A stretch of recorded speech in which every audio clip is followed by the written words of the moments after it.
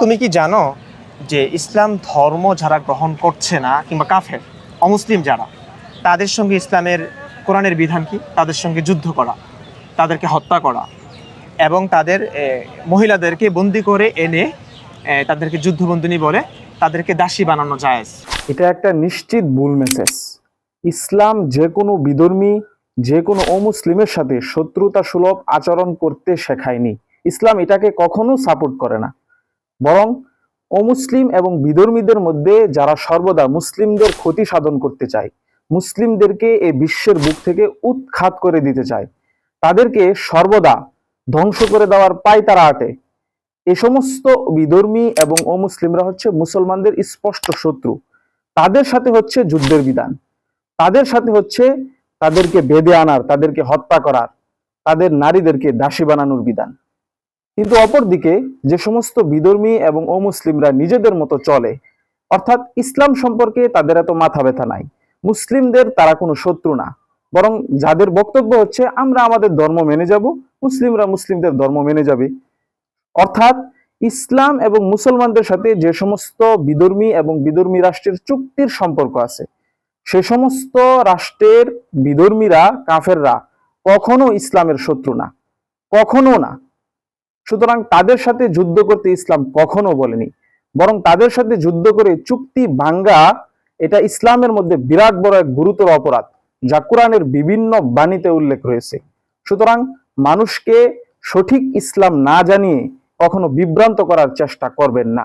তো এই যে অমুসলিম যারা আছে, যারা হয়তো ইসলামের সত্যতা বুঝতে পারে নাই কিংবা তাদের যুক্তিতে ইসলাম ধর্মটা সত্য বলে মনে হয় নাই, তাদেরকে আমরা না বুঝিয়ে, যুক্তির আলোকে না বুঝিয়ে তাদেরকে আমরা মারছি, তাদের সঙ্গে যুদ্ধ করছি, তাদের মহিলাদেরকে বন্দি করে এনে ব্যবহার করছি স্ত্রীদের মতো। এটা তোমার কাছে কেমন মনে হয়? কে বলছে আমরা তাদেরকে বোঝানোর চেষ্টা করি না? তাদেরকে না বুঝিয়ে আমরা তাদের সাথে যুদ্ধর কথা বলি, ঢালাওভাবে এই কথা কখনো ইসলামের মধ্যে বলা হয় নাই। কোরআনের কোনো আয়াতে, রসুলের কোনো বক্তব্যে এই ধরনের কথা নাই। বরং ইসলাম সম্পর্কে এমন কোনো কথা বলা, এটা হচ্ছে ইসলাম সম্পর্কে অজ্ঞতার পরিচয়, অথবা ইসলাম সম্পর্কে জানি ঠিক কিন্তু না জানার ভান করছি মানুষকে পথভ্রষ্ট করার জন্য। আর আমি মনে করি আপনি সেই দ্বিতীয় শ্রেণীরই একজন লোক। ইসলাম বিধর্মীদেরকে সুন্দরভাবে বোঝানোর জন্য সর্বদা তাকিদ দিয়েছে, কিন্তু যারা বুঝতে চায় না, সর্বদা মুসলিমদের হত্যা করতে চায়, ক্ষতি সাধন করতে চায়, তাদেরকেও কি আমি বুঝাবো? তাদেরকে যদি আমি বুঝাতে চাই, তখন তো আমার কল্যাণ থাকবে না।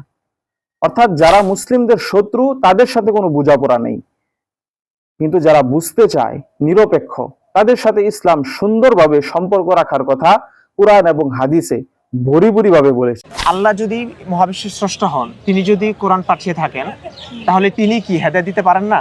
আর সে যে বুঝতে পারছে না, এটা তো আল্লাহ ইচ্ছা করলে অনেকভাবে হেদায়েত দিতে পারেন। আল্লাহ হেদায়েত না দিয়ে আল্লাহ মানুষকে মারার কথা বলছেন, এটা কিভাবে আল্লাহর বাণী হতে পারে? ও, তার মানে কি আপনি বলছেন আল্লাহ তাআলা সবাইকে তিনি হেদায়েত দিতে পারেন, এই শক্তি উনার আছে, এই কারণে সবাইকে হেদায়েত দিয়ে দিবেন? যদিও অনেক মানুষ এমন থাকে যে তারা ইসলাম থেকে সর্বদা নিজেদেরকে দূরে সরিয়ে রাখতে চায়, তখন তো আপনারাই বলবেন আল্লাহ যদি সবাইকে হেদায়েত দিয়ে দেন নিজ ইচ্ছার ব্যবহার করে, তখন তো আপনারাই বলবেন যে আল্লাহ তাআলা মানুষের স্বাধীনতার মধ্যে হস্তক্ষেপ করেছে। আল্লাহ তাআলার কাছে হেদায়েতের বিষয়টা এত সহজ এবং এত কম মূল্যের না যে যে ব্যক্তি হেদায়েত গ্রহণ করতে চায় না, হেদায়েতকে ঘৃণা করে, আল্লাহ তাকেও হেদায়েত দিয়ে দিবেন। হেদায়েতের বিষয়টা আল্লাহ তাআলার কাছে এত সহজ এবং সস্তা না। বরং যদিও আল্লাহ তাআলা কোরআনের কিছু কিছু আয়াতে বলেছেন আল্লাহ তাআলা যাকে ইচ্ছা হেদায়েত দেন, যাকে ইচ্ছা পথভ্রষ্ট করেন, কিন্তু কোরআনের অন্যান্য আয়াত, রসুলের বিভিন্ন বাণী এবং সেই পূর্ব থেকে চলে আসা আজ পর্যন্ত মানুষদের সাথে করা আল্লাহ তাআলার রীতি, এই সবগুলোকে একসাথে করলে সর্বশেষ এটাই বুঝে আসে, যে ব্যক্তি ইসলামের প্রতি আগ্রহী, যে ব্যক্তি নিরপেক্ষ, সত্য গ্রহণ করতে যে আগ্রহী, যে ইসলামের প্রতি বিদ্বেষী মনোভাব রাখে না, সত্যকে আঁকড়ে ধরে নিতে চায়, সেই ব্যক্তিকে আল্লাহ তাআলা হেদায়েত দেন। অর্থাৎ যে ব্যক্তি হেদায়েত চায়, আল্লাহ তাকে হেদায়েত দেন।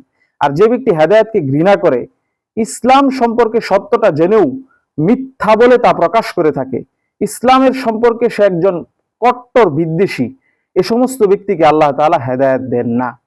আপনি কি এটা কখনো বলবেন যে এক ব্যক্তি সে হেদায়েত গ্রহণ করতে চাচ্ছে, কিন্তু আল্লাহ তাআলার তার সম্পর্কে হেদায়েত গ্রহণ করার ফয়সাল নেই। এই কারণে তার ইচ্ছার বিরুদ্ধে সে হেদায়েত গ্রহণ করার তার আগ্রহ আছে, এতটা সত্ত্বেও আল্লাহ তাআলা তাকে হেদায়েত গ্রহণ করতে না দিয়ে তাকে জাহান্নামী বানিয়ে মৃত্যু দান করে তাকে জাহান্নামের আগুনে জ্বলাবেন? আল্লাহ কি এমন জালেম? কখনো না। এমনি ভাবে এক ব্যক্তি হেদায়েতের দিকে তার বিন্দুমাত্র আগ্রহ নেই, সবসময় ইসলামকে দূরে থাকতে চায়, ইসলামের কোনো কথা শুনলে তার গা জ্বলে ওঠে, এই ব্যক্তিকে আল্লাহ তাআলা হেদায়েত দিয়ে দিবেন? আপনারা যদিও অনেক সময় শুনেন অনেক বড় বড় পাপিষ্ট এবং অনেক বড় বড় গুনাহগার ইসলাম সম্পর্কে বিদ্বেষী মনোভাব লালন করতো সারাটা জীবন, ইসলামকে ধ্বংস করে দিতে চাচ্ছ সারাটা জীবন, এমন ব্যক্তি হেদায়েত পেয়ে গেছে। এই ব্যক্তি কিন্তু এমন ভাবে হেদায়েত পায়নি কখনো। আপনি খোঁজ খবর লাগিয়ে দেখবেন যে এই ব্যক্তি একটু সময়ের জন্য, একটু মুহূর্তের জন্য হলেও তার ইসলামের দিকে কোনো আগ্রহ হয়নি, তারপরও সে হেদায়েত পেয়ে গেছে, এমনটা কখনো হতে পারে না। বরং সে এক মুহূর্তের জন্য হলেও সত্যটা জানার প্রতি আগ্রহী হয়েছে, ইসলামের প্রতি সে আগ্রহী হয়েছে। দেখবেন সে এরকম কোন অবস্থার সম্মুখীন হয়ে যায় যে আচ্ছা শুনে দেখি ইসলাম কি বলে, তখনই আল্লাহ তাআলা তার অন্তরে হেদায়েত দিয়ে দিছে। সুতরাং সর্বশেষ কথা এটাই, আল্লাহ তাআলা হেদায়েতের বিষয়টাকে মানুষের উপর ছেড়ে দিয়েছেন। দুনিয়া হচ্ছে পরীক্ষার জায়গা, এখানে আল্লাহ তাআলা সবাইকে তার ইচ্ছার বিরুদ্ধে কোনো কিছু করতে দিবেন না। আল্লাহ তাআলা সব জানেন, তিনি একজন স্রষ্টা হিসাবে তিনি সব জানেন, কিন্তু মানুষকে তিনি তার ইচ্ছাধিকারের উপর ছেড়ে দিয়েছেন এবং তিনি মানুষের মধ্যে বিচার আচার সে হিসাবেই করবেন।